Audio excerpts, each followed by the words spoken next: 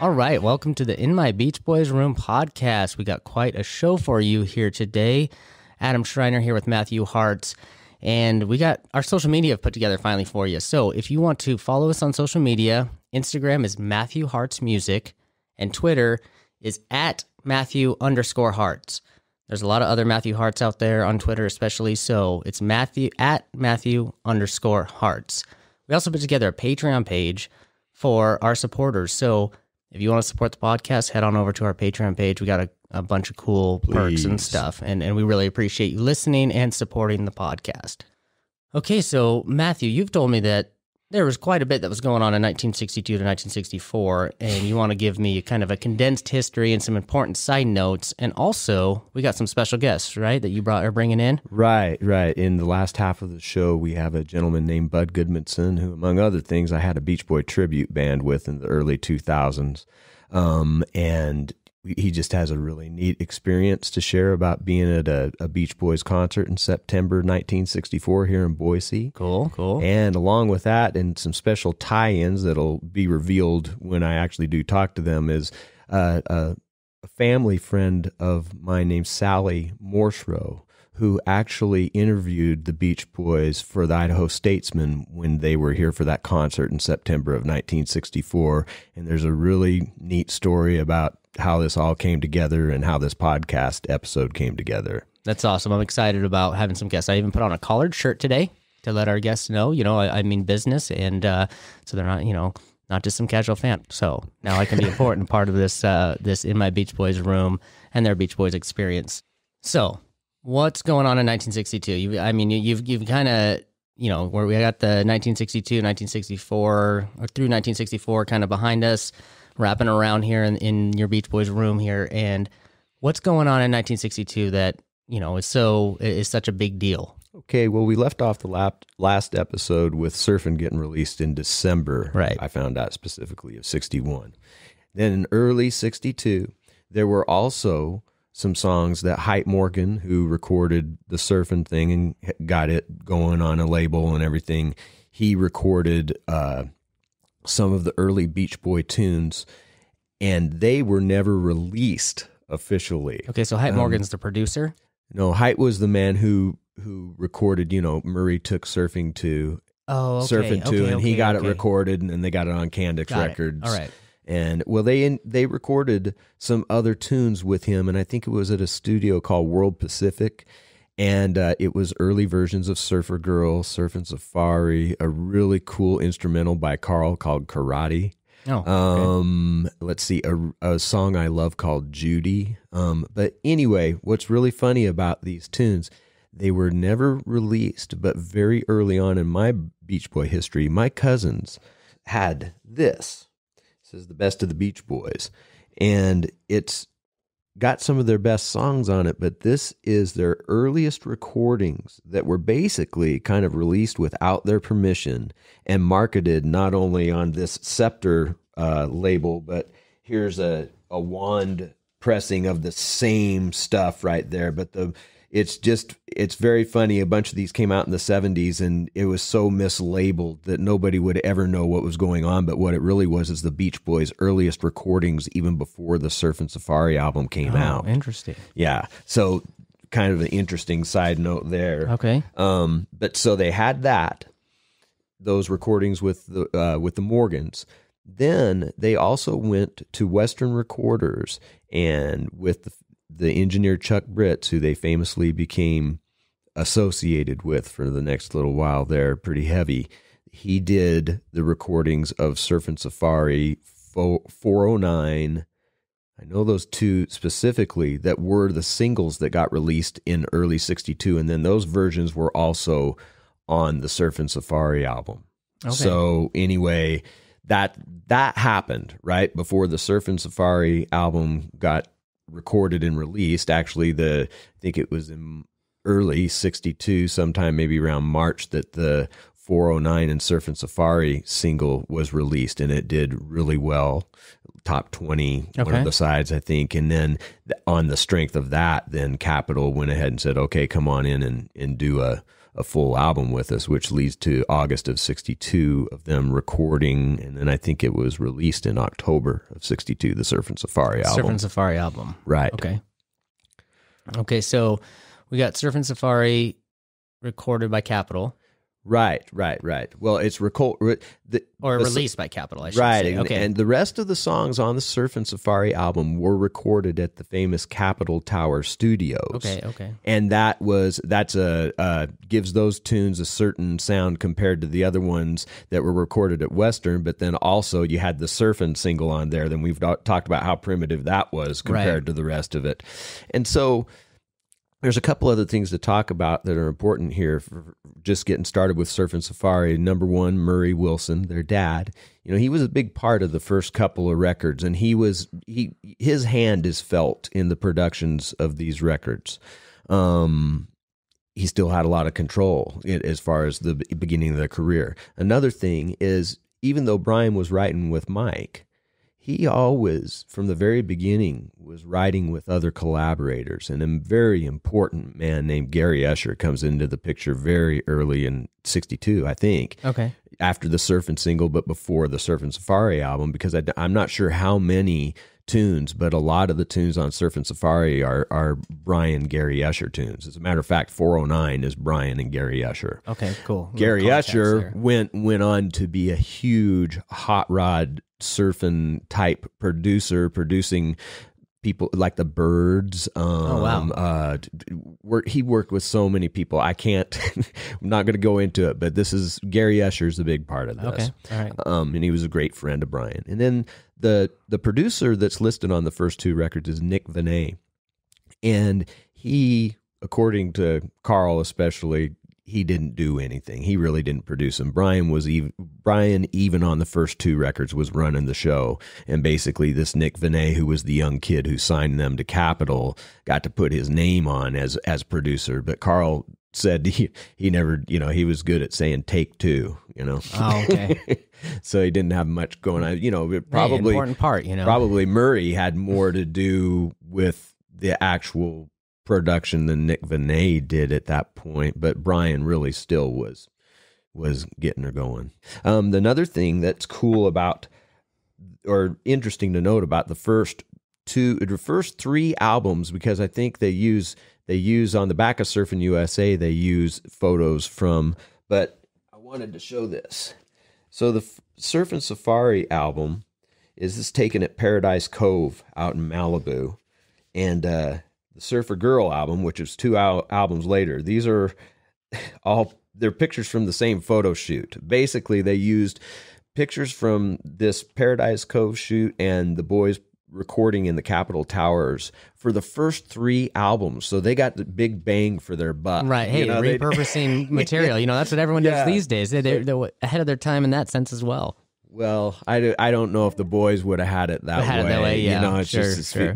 But anyway, I always think that's kind of interesting and something to note that you can see it when you point it out. Yeah. You can definitely tell for sure. Yeah. Also, right about this time, late 62, after Surf and Safari gets released, is when Brian meets his wife and her sisters and their cousin, Marilyn and Diane Rovell, and their cousin Ginger Blake, I think is what I think that's her state. Like, I think her name is Sandra something. I can't remember. They had a group called the Honeys. Okay. And Brian started working with them and started recording with them, writing tunes for them and producing records for them. And then, later on would marry Marilyn. But anyway, that's really important to note that right about this time after Surf and Safari, he met Marilyn, who would become his wife. Okay, so and you're saying this is right around the time in the sense of like after the album gets released, October and beyond in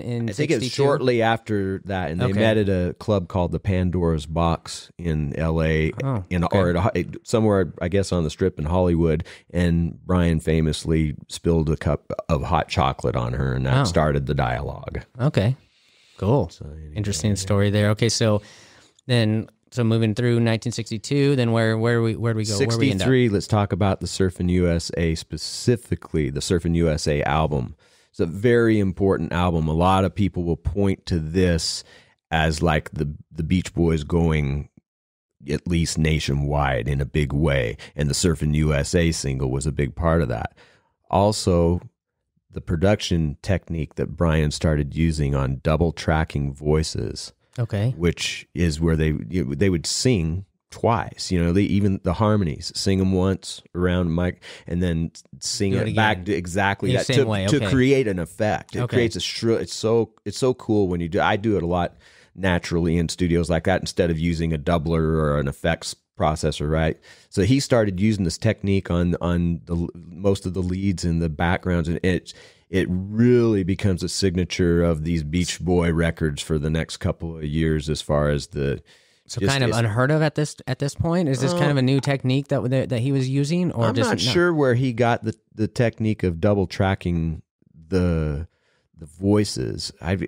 Maybe he brought it to mainstream before. I don't know. Well, he started using it a lot. Okay. It was he really started adding to the record in a big way, and it became a signature of his early production technique with the voices. Okay. And this is you said March of 1963? That's when the Surfin' USA album gets released, right? Got it. Okay. And I'm assuming a couple months prior to that, getting recorded, because he's just cranking stuff out at this point, right? Oh, yeah. They recorded it in very short time, actually, I think beginning in January. Okay. It's such a cool record anyway. I remember when I first got my reissue, I got a reissue copy for my 6th birthday in 1975, but I still remember how much I loved Farmer's Daughter and Finders Keepers, and but all of the instrumentals on there. And the thing that blows me away is that this is Brian, Carl, Dennis, and David on these instruments. These aren't sets. There's a supplemental drummer, I think, on Surfin' USA, but the rest of this is the Beach Boys, and the raw energy and the mastery and phrasing of Carl's leads on his guitar work, especially on Mr. Lou, is very impressive. There's so many, but there's a tune that they wrote called Surf Jam, which is just insane. It's early punk rock. There's something that's just really cool about that rawness of the early albums of many bands. That rawness there's just something to it, right, that has this different feel. Well, and you really feel the energy of those young Wilson brothers, especially. It's just like they've already got groove and feel to their playing. I mean, that's the thing that just blows me away as a musician and a music educator. That's the X factor when it comes to musicianship. Right. And they had it in spades from the get-go. Sure. I mean, it's just it's really, really, really cool stuff. So the Surfin' USA album, yes, very important. What's really important, another significant event right around this time is we're meeting Jan and Dean. Okay. Jan and Dean They were a vocal duo that actually started in the late 50s, and the Surfin' record was kind of patterned after their vocal style. And so when Jan and Dean heard the Beach Boys' Surfin' record, they thought, oh, wow, somebody's picking up on our deal, which it was, they readily admit that.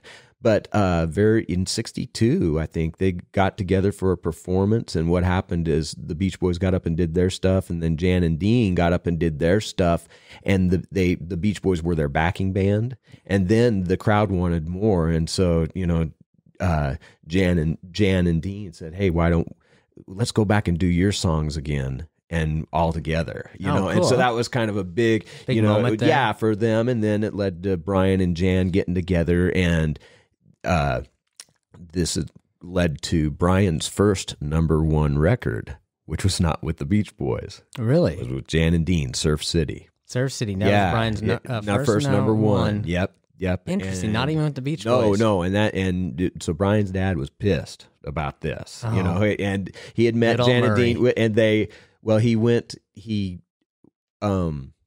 Jan came over and Brian showed him Surfing USA, and he wanted that, and he goes, I can't, that one, I think the Beach Boys are going to do that, and he goes, but I got this other thing going, and man, it's a great tune too, and what a hook and everything. It's just, what a gift. I wonder, I don't even know if I've heard that song before. I think, is it Two Girls for Every yeah, okay. Boy. Absolutely. Yeah, it's a huge hit. Most people think it's the Beach Boys. Oh, I definitely did. Yeah. So, Brian showed Jan Surfing USA, and he said, no, or Jan wanted it, and Brian said, no, I think that one's going to be a Beach Boys deal, but he showed him Surf City. Then Jan and Dean record it. They even called Brian and say, hey, would you come sing on the record with us, which he really wasn't supposed to be doing because he's on Capitol Records. They're on Liberty Records, right? Ooh. And so Brian is Brian singing on Surf City also. So helped write and sung on his first number one, but it wasn't for the Beach Boys. But that's probably why people think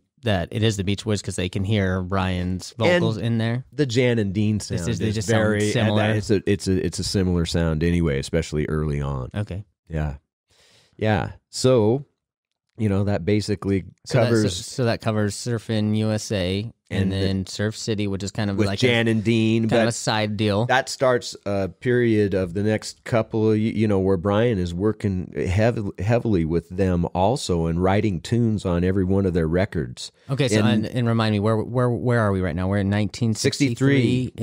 Through the end of 64, he's still pretty heavily involved with Jan and Dean's recordings and helping write the tunes and recording and stuff like that. So, that's a significant amount of work besides what's going on, with the Beach Boys, because then July they start recording the Surfer Girl album. The Surfer Girl album comes out in September.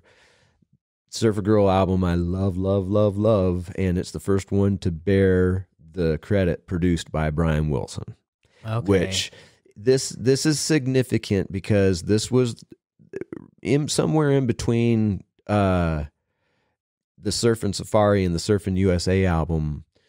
Brian told Murray he didn't want to record at Capitol Towers. He wanted to record at Western. He really loved Chuck Britz and he loved the sound he was getting over there.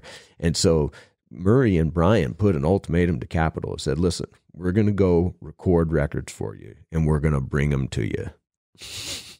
First guy in the industry to be allowed to calling the shots. And it's like, I'm the artist. We'll bring you the records. It's huge. Yeah. And so there's no company man in the way. And so that's what Brian wanted. That was the dream. He wanted complete control of that thing. And boy, did it ever turn out to be amazing. And the Surfer Girl album is the first example of that. Of course, the hit version of Surfer Girl's on it, Catch a Wave, In My Room. I love Hawaii. I love there's a couple of instrumentals on there that are awesome also, but it's just a great record and, part of the Beach Boys lore for sure. This is also where Al comes back into the studio. Okay. Not officially in the group. Dave is still officially in the group. And because Brian wants to add piano to the rhythm beds. And this is still 3-track technology. So he wants 2 tracks for vocals because he wants to sing them once and sing them again, right? Okay. Then it means 1 track for the instruments. So that means everybody has to play together with no mistakes, basically back then. And you have to get it for all the way through, And so Brian wanted to add to the rhythm tracks, thought, man, it would be cool to thicken that up with some piano, in there. And so to do that, he had to have somebody come in and play bass. And so Al came in, and people don't realize that he's on most of the Surfer Girl album playing bass, and he's playing bass on a lot of Little Deuce Coupe album, and on through 65, there's a lot of Al Jardine bass stuff on there that people would never dream. Just think that it's David still? Well, no, they think it's Brian was playing. Oh, gotcha. If it wasn't one of the session musicians that would come in a little bit later, Brian was playing the bass in the studio. Okay. But he wanted to play piano. So now somebody's got to play the bass that Brian was playing. So Al would play the bass. And this is the introduction of the beginning steps of Al coming back Yeah, into the group, and the more I look at it, he never really left. Sure, It yeah. was, he had some tentative things going on in the very beginning, but he was actually back into the fold touring and recording with them pretty quick before it was officially recognized for sure. And it's, as I've, learned more and more history over the years, he was just so heavily involved, even through times I didn't know he was. Sure. Okay, so after the Surfer Girl album, where do we go from here? I know there's... Okay, believe it or not. Okay, a month later. Now, granted, there's some duplication of the songs. About 4 of the songs on the Little Deuce Coupe album had already been on other albums. So there was a few, but they had to record a significant amount of originals. And 1 month later in October, the Little Deuce Coupe album... 1 month? Yes, got released. Jeez. And so we've got already... the 3 albums in 63, Surfing USA, Surfer Girl, and Little Deuce Coupe. Little Deuce Coupe's a very, very special record to me. It's one of the 3 my mom had. My mom's maiden name is Cheney.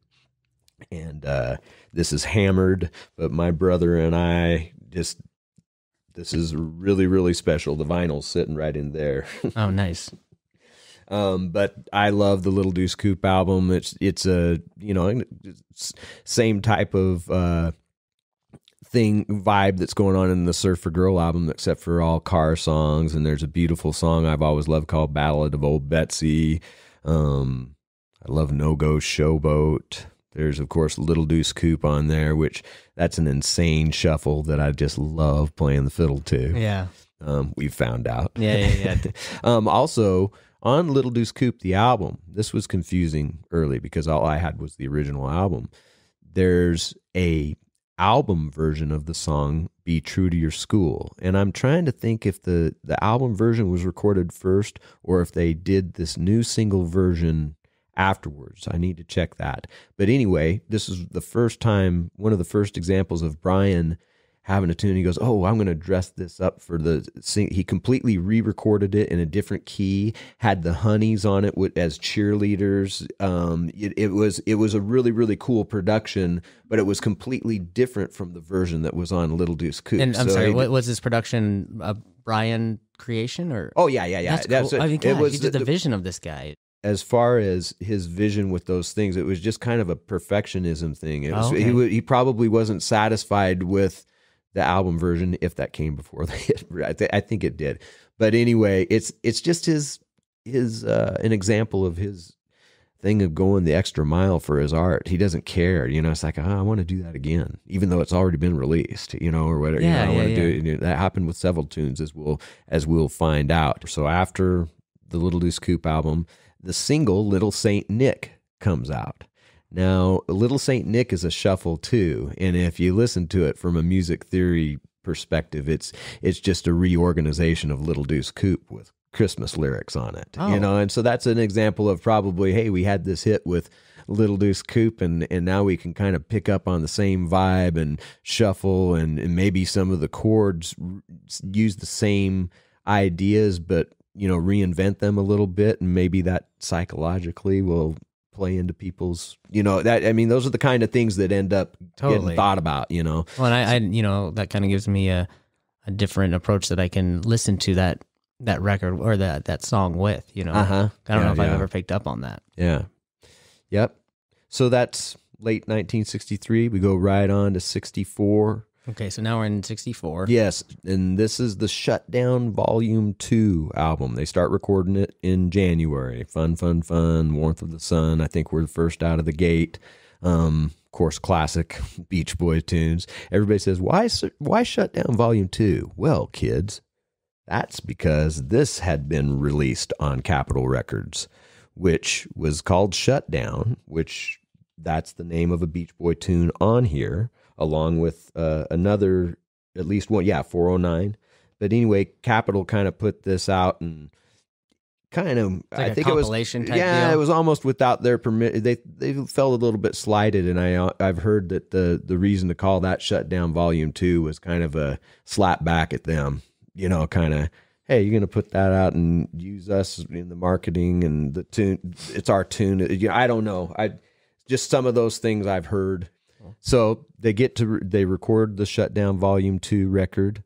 By this time, they are starting to get really big as a touring attraction, and they are out on the road a lot, to support those records. And I think they became such a great live band in just 2 years. Really, I think about Al saying before that first record, and none of them really played anything. That's right. Not really sort of true, but they really didn't. And then, I mean, based off of what we covered in the last episode, this is quite the leap. Yeah. So, in a couple years, and there's video footage to prove it, and it's several live shows from '64 where they, especially the Tammy show, you got to look that up. TAMI, Beach Boys Tammy show. Put that in that.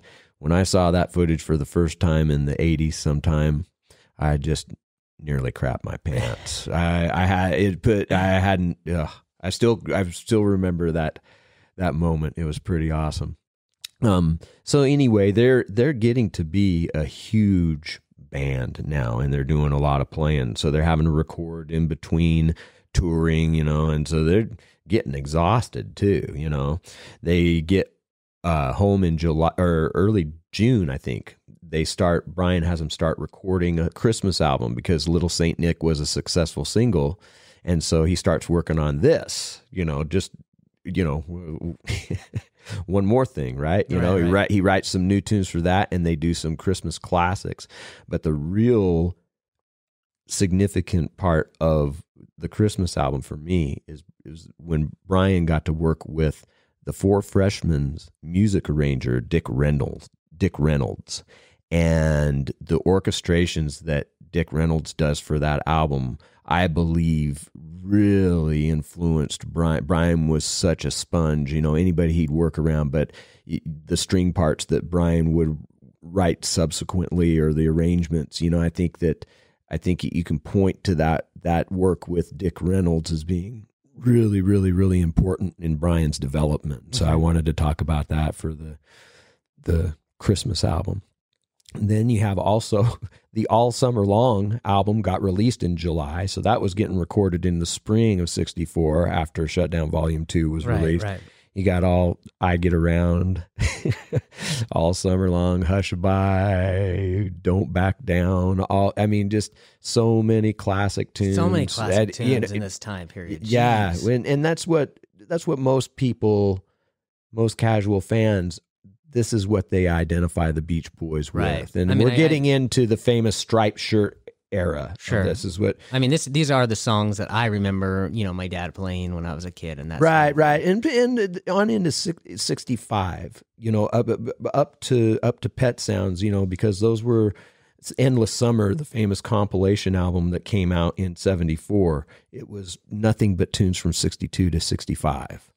And that was number one on the Billboard album charts for over. I remember getting it for Christmas that year. I was 5 years old, and I remember it being heavily advertised on TV. But that's why that was a big part of the Beach Boys' resurgence, and people started tying them almost exclusively to the early part of this career. Right around then, people almost forgot about they didn't forget about Pet Sounds, but the Pet Sounds renaissance was to come a little bit later, and the true discovery of Brian's genius was to come a little bit later. But anyway, okay, now we're to the concert album. Okay. The concert album, another one that was one of Mom's 3 albums that she had, and I looked at that thing. I remember she gave me tracing paper when I was little, and I would trace those guys on the front of that album with those guitars. I did that multiple times, just for fun. Mm-hmm. It just burned into my existence at that point. But that album is 2 shows. It's one from late '63 and another one sometime in '64. So it's actually a combination of two shows, and it was, put together by Brian and the people at Western, and it was their first number 1 album. So in the end of '64, and then they also I don't know when I Get Around was released. It was before the All Summer Long album, but they had already had their first #1 with I Get Around. So 64 was just huge. Then that's not to even talk about the work he was doing with the Honeys, and that's some of my favorite stuff from that era. And he was producing singles for them, and they were just wonderful records. And I just think of all that work with the Honeys during that period, and Jan and Dean, and then to do all of this with the Beach Boys is insane. Yeah. And of course, then everybody wonders why he famously broke down in the end of 1964. Yeah, I mean, that's I want a to break lot down of, listening to it. yeah, it's a lot of stress. He was so many people were depending on him to write these songs, not only write them, but arrange them and then produce the records. He loved doing it, but it was just like, just churning him for everything he possibly had at this point. And I really do think that the stress had to be amazingly huge. Yeah. Can't even imagine. But anyway, that's kind of 1962 to 64 as condensed as I can get. Yeah, there's a lot going on, and just fascinating that they were able to get all that done in that time frame. It's just mind-blowing, really. Yeah, yep, it really is. Okay, so we're gonna have you and Bud maybe do a little tune or something. Yeah. And then we'll get Bud on the mic, and you guys can talk about your experience, and then Sally shortly after that. Yeah. So hang in there with us, and we'll keep on trucking through this fun episode here. 1, 2, 3, 4.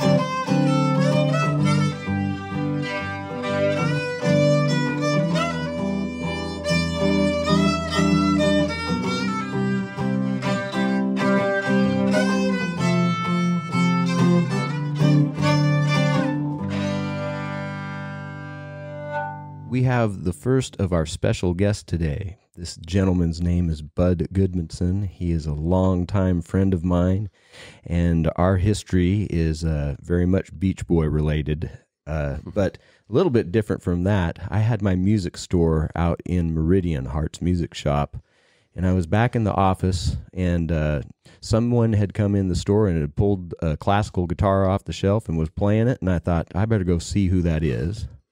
It was Bud, and he was playing that guitar, and I asked him what he was there for, and he said he was going to be the bass player in the Goulash band, and he was there to see Ray, and I said, well, Ray's teaching. I said, but I'm going to be playing in that Goulash band. Can I answer any questions for you? And Bud, if I remember this right, I said, you said, is there anything, that's hard that, bass-wise that you guys are doing that I might need to look at? And we had just, because of me, started taking on Wouldn't It Be Nice? And I said, well, yes, Wouldn't It Be Nice by the Beach Boys? And you said, that's one of my favorite compositions. I probably dwelled on that a little longer than... And then you told me that you said, by the way, you said, as a matter of fact, Brian Wilson's my favorite composer. My two office managers, Travis and Dee Dee, were standing behind us, and the minute you said that, they went, oh, no.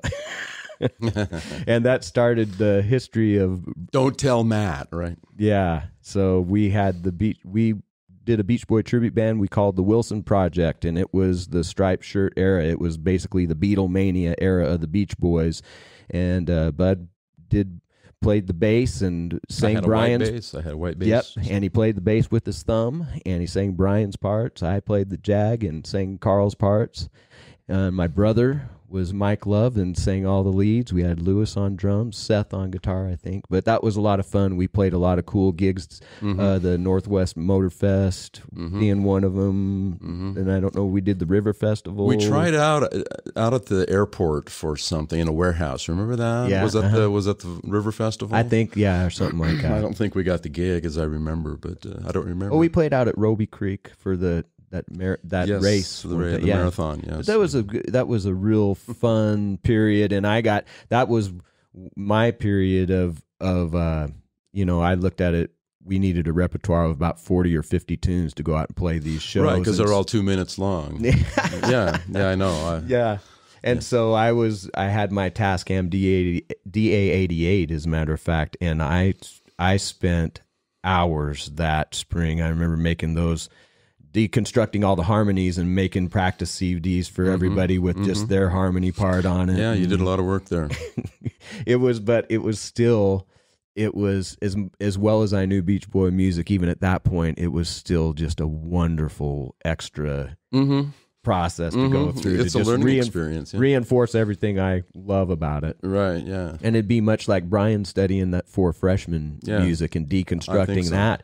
I really feel like that was his musical education. I mean, you take that thing apart and put it back together. Yeah. You've got a good idea of what you're doing. Yep.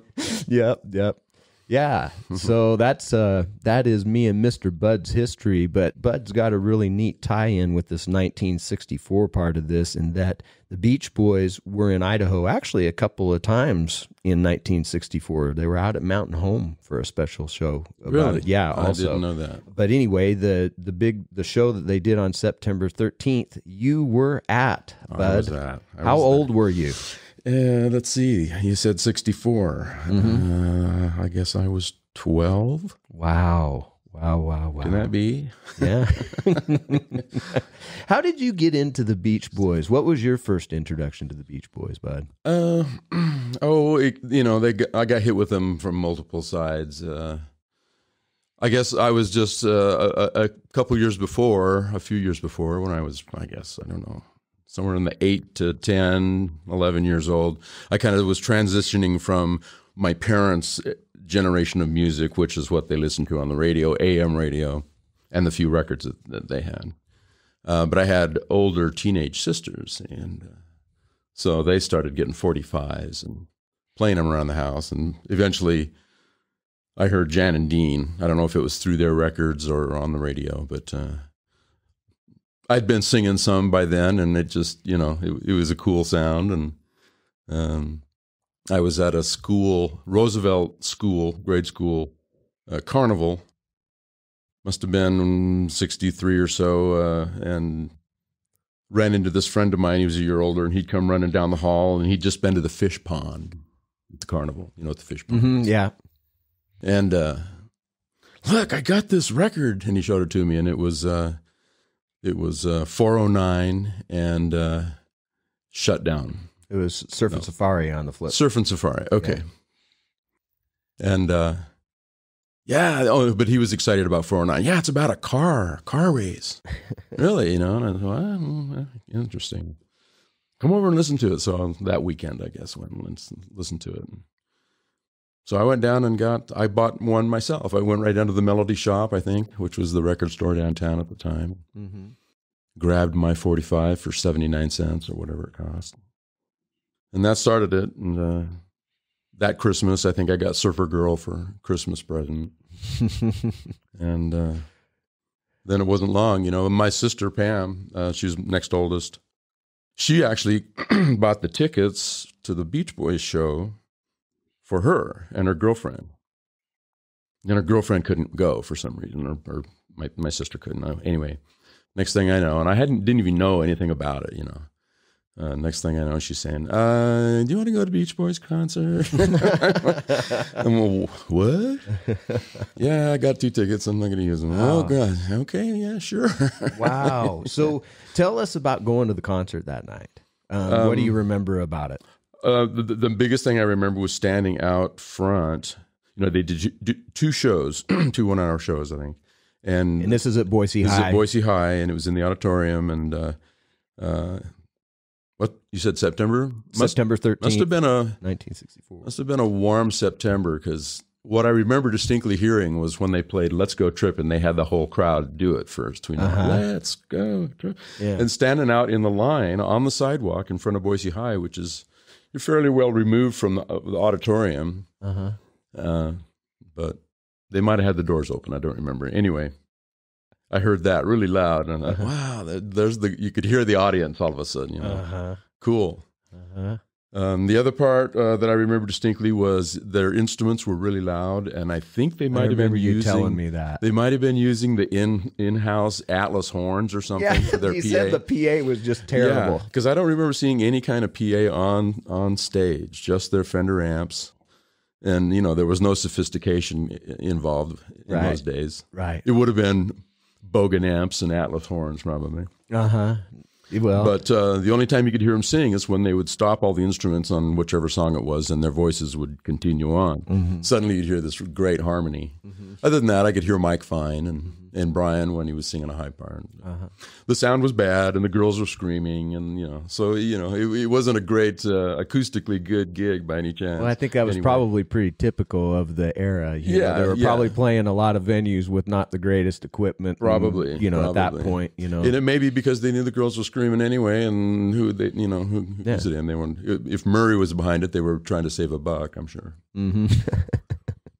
Well, that's just it's always been amazing to me. We met first, and then you told me that story, later on, and I go, oh my goodness. And then also you told me about, I can't remember which drugstore you went to and bought Pet Sounds when you were 14. Well, actually, the year that came out, my birthday's in August, so it had been out for a couple of months. Yeah, May. May, 66. Okay. And Wouldn't It Be Nice had been on the radio.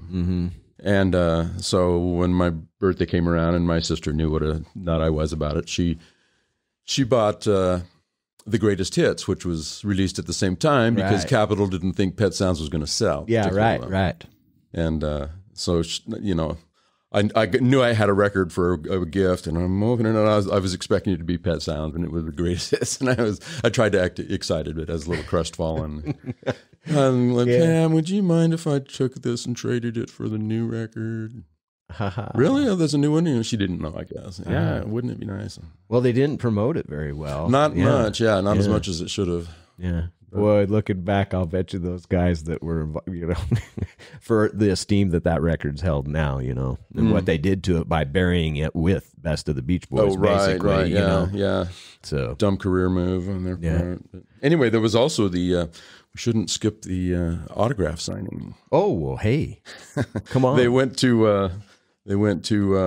was it Grand Central? It's where Albertsons on 16th, the main Albertsons store. Right. Or not the big new one, but downtown. And roped off just the front sidewalk area, and all these kids smashing. And me and my friend got there first, so we had the rope just digging into our guts, and all these girls are behind us. And here come the Beach Boys out the door, and my first impression was, God, Al is really small. And the rest of them were just about my height, and I was, what would I say, 12 or 13, and Brian, though, seemed like a real tall guy. Yeah, he's the tallest of them. Yeah, but he seemed really, like I was looking up, look at Brian. And he interviewed the local DJ guy, and the others signed, and I got Brian I brought a piece of newsprint, a photo from the Statesman newspaper. Oh, you did? So it was a piece of newsprint, right? Okay. Flimsiest paper you can get, and a pencil. And I hand those to Brian, and he tried to write, and it just jabbed a hole in the... Do you still just even have the paper? No, I don't. I wish I did. What's funny is, I've told you a little bit about our next guest, Sally, and she interviewed them that day for the Statesman, and the way that I'd heard the story for years, and the way that it was corroborated this last Christmas when I got that price guide. It's going to be fun to have her on and tell that part of it. But thank you very much, Bud, for coming and visiting with me about the Beach Boys. You're one of the only people I know that shares the love in about the same ballpark that I do. You're in kind of your own ballpark, actually, Matt. And we're sitting in it right now. Thanks, Bud. But I like it.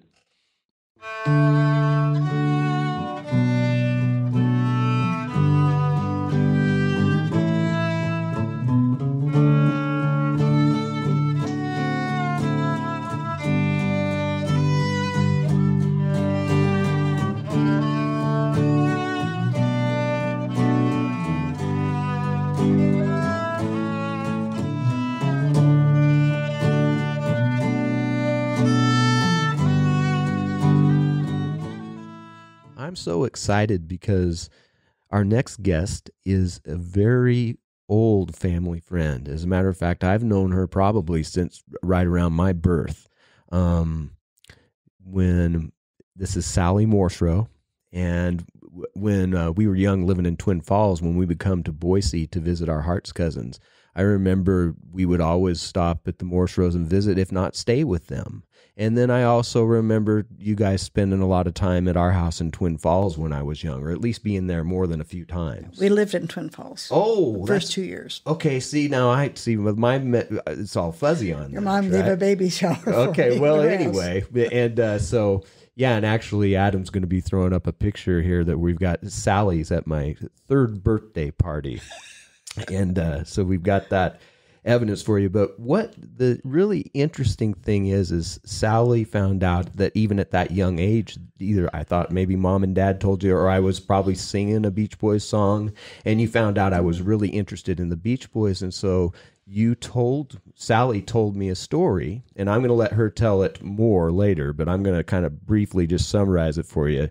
She told me that she had interviewed the Beach Boys before a concert they did in Boise, and I was so young that none of that, the only thing that comported, because I had been into the Beach Boys heavy duty and figured out a little bit about them, but the only thing I knew from what you had told me then was, wow, Sally actually talked to the Beach Boys. That's the only thing that made any sense at that age, right?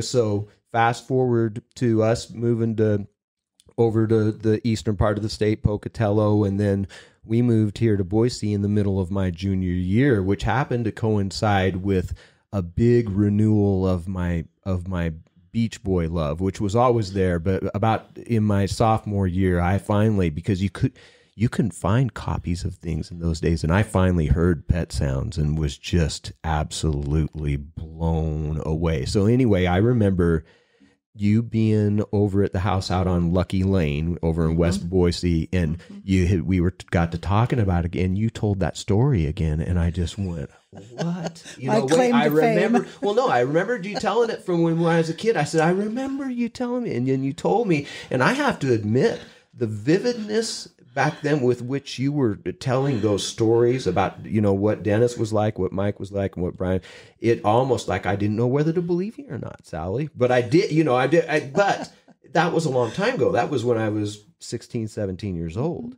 So now we're going to fast forward about 35 years.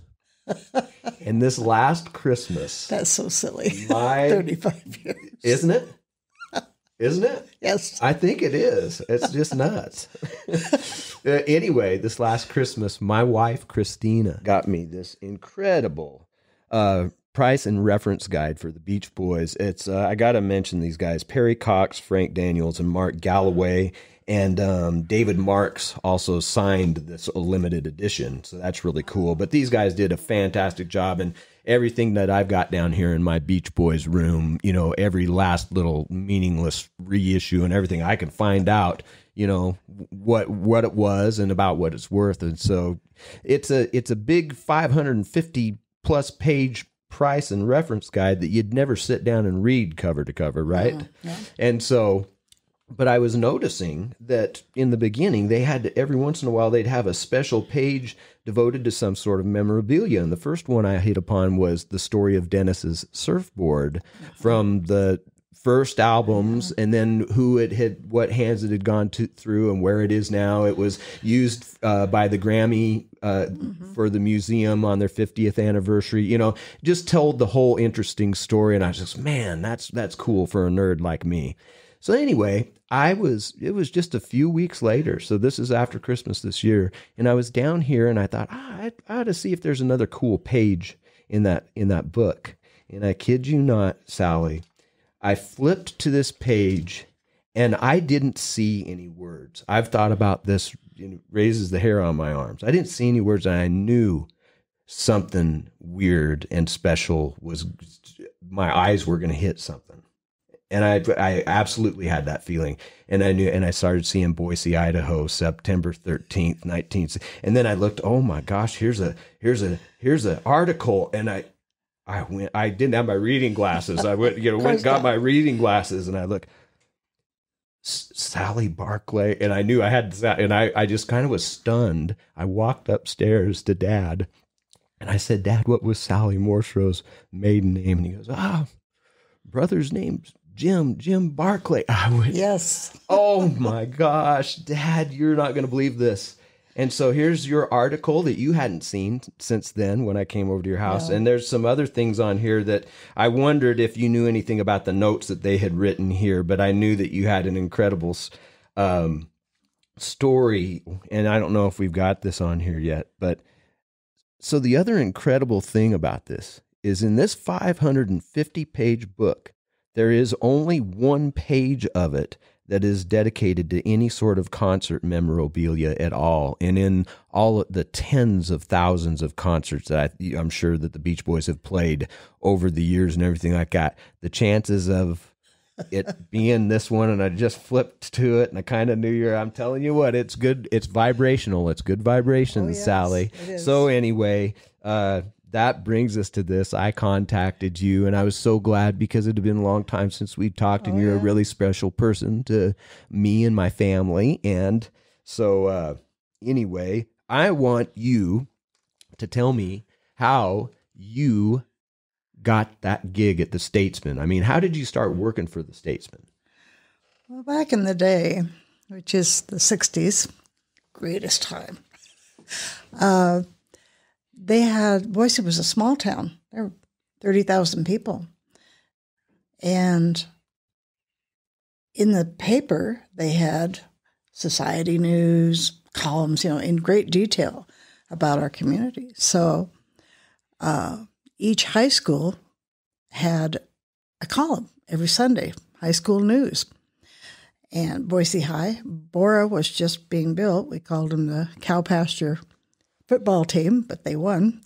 I was at St. Teresa's Academy, and my senior year, the girl before me, of course, graduated, and I got the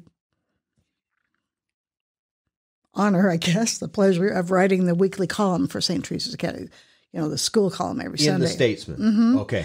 And it's weird because I went on to work for the Statesman off and on then for the next 4.5 years. But I don't have any of those high school columns that I know of yet, although I've got boxes to still go to. Right. I have a lot of the society news I wrote. But once in a while, you'd get a feature. There'd be some interesting thing in town, and they'd ask me to. So after I graduated, I worked there that first summer for Betty Penson, the society editor, who was off traveling. Mary was her assistant, loyal assistant, and there were 5 women there. The society page, the women's pages, they were called, if you can imagine such a thing. So when the opportunity came up for a feature once in a while, I was the youngest staff member by far. I was the little girl. And so I was just barely 17 when I started working there, maybe 16 even. And that summer, when the Beach Boys were coming, they naturally picked the youngest person because, it was a kid thing. Yeah. And the Beach Boys at that time were getting very well known, but still not so ultra famous that somebody from the Statesman would take the time out on a weekend to interview them. But I could, because I often worked on Saturdays. I'd go out and interview picnickers of all things in the park, writing news notes. So I had a sidekick, another gal who was sort of interning there, and we went off. I'd heard, we missed the plane. They snuck them in. I couldn't get to the airport. Didn't have a car. I'm not sure even how I got out. I think she drove.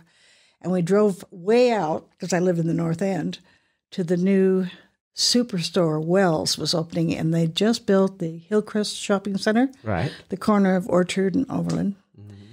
And it was the grand opening of the superstore Wells, so the Beach Boys were coming to make an appearance. Mm-hmm. Now, before that, they went downtown to Grand Central. Right. Bud just spoke about that earlier. Mm-hmm. Yeah. And I wasn't aware, they seemed to be a little bit rushed coming in, and they must have been exhausted. Mike Love. They're not only just having to come to town to play; they're running around making several appearances, and I wonder if Murray was with them. He might have been with them. Maybe not late in '64. Probably Fred Vail. But anyway. Yeah. But so I got to write this little story about him, and it's weird. It wasn't about the concert; it was just about them. I was going to ask. So we were talking about the Wells Super Center, and so that's where this restaurant, the 4 Bs, was. Well, at that time, Hillcrest, it's part of it's still gone, but they tore that part down. But it came down into an L, and then it went to the right, and that was all Wells store. But in the corner was the 4 Bs restaurant. Okay, and it became Michael's after that. Mike's Hillcrest Lounge. So they could sneak them in the back door, and they ate, and then you go out the front through a little plaza. Okay. And is that where you interviewed them? Yes. Okay. We waited in the restaurant, and I thought, well, I didn't know if they were going to come. And I remember my friend was getting very excited about it. And so finally these people came in, some policemen and some other people. There was kind of a bustle, and I was like, oh, well, okay. And then this guy comes in and flops his head down. It's just a head of hair and a couple more. And I went, oh.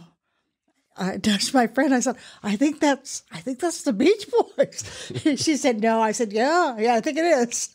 Let's grab our opportunity here. I do not know if they even knew they were going to be interviewed, to tell you the truth. They were hungry. They were tired. Mm-hmm. They were not exactly, well, a couple of them were not exactly receptionists. Right. You told me that earlier. These 2 girls. They wanted to eat. They immediately ordered big sticks and salads and started tucking into them. And we kind of edged over to their table and started asking them questions because we'd been preparing an interview. It was a big deal for us. We're just kids. Yeah. We're all reporters. Who did you talk to? Well, I tried to talk to all of them. I don't think a couple were... They were not interested. Al Hardin was not interested in talking to us. I remember he made some sarcastic comment, but, looking back, I realized they were exhausted. They'd just come from one thing. They'd been in Salt Lake the night before, and they were interested in eating. So Brian kind of took over. He was the spokesman. And they were so busy making jokes and teasing each other and cutting up that we finally just kind of gave up on the serious stuff and tried to get with the flow of it, because I could tell they weren't going to give an official. Right. But, I read that article and I know you asked them some things and they answered you. I don't know if you remember. I don't. So that about the surfing, about the girls. Yeah. It's really, we should put that up somehow on the podcast and so people can see that. It's really fascinating to me. So now, you told me about the possibly the concert then the party afterward that you didn't get to go to that your friend got to go to, right? It's incredible for me to think about it, but I was 18, I was almost 19, but they were really sweet they gave us tickets. Of course, I don't know, probably one of their managers. I don't know whether those notes were written to us or not. I don't remember. I was shocked to read what I had written because it was so trivial. I was almost kind of making fun of him in a way. I was a big fan of the Everly Brothers, not Elvis, but the Beach Boys were fun, and everybody was really excited about them coming to town. So we went to the concert. Boise High was right down the street from me. Literally, it's 3 blocks from the home I grew up in. And I remember the concert is very loud, lots of screaming, and I didn't like screaming. I never liked screaming girls.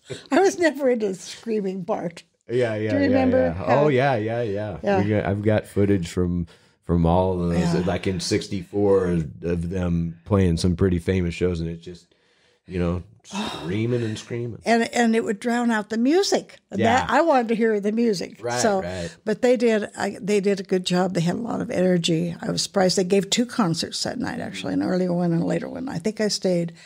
But when I said to my parents, oh, well, I'm invited to, that was immediate, like, bang, Yeah. My dad was a state policeman. Okay. So there was no way their daughter was going to go to some rock and roll Hotel bands. room. Yeah. Whatever it was. Yeah, It was a yeah. party. But did your friend go? Yes, she had a did. great time. I was like, oh, okay. It was perfectly safe. So I said, okay. I tried not to be jealous. I didn't want to be jealous, No. It was a there's big deal reason. just getting to do that. Well, My claim to fame. Well, it's to me, it is absolutely amazing that this whole thing came around full circle like this, and never, and then another thing we haven't talked about is, you actually were there when I was starting to learn to play as a little boy. Yes. Adam's got some footage of me at about 3 or 4 years old playing a guitar that. Yeah, I you think he came put up. strutting out with your guitar. It was really a banjo, wasn't it? Or a Yeah, small Dad had me playing a ukulele? banjo. A ukulele? First. Oh, I might have had I had a baritone uke that I played for a while too. And I can remember you strutting out like this. And you were good. I was like, wow. You were never shy about it. You were just out there. I did get shy about it. I didn't know any better back then, You were great. But You were a great looking kid. It was amazing to me. I was like, wow. well, I really, really thank you, Sally, for coming and sharing your story about this and just being a part of this. And it's really special for me. And I love you and thank you. You're welcome. I'm thrilled. My one little tiny claim to fame. Oh, you got more than that. Come on. All right. I think that about wraps up this episode.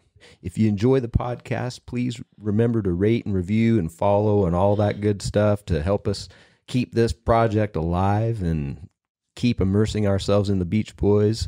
The 60th anniversary of the Beach Boys this year. Way to go.